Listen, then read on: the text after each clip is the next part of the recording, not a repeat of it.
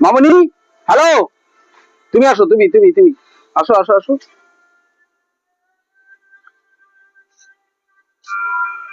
তোমার নাম কি?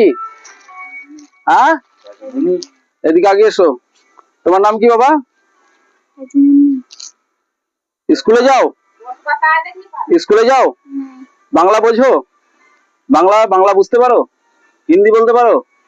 तुम्हारा नाम क्या है? ओ, तो स्कूल किधर जाएगा?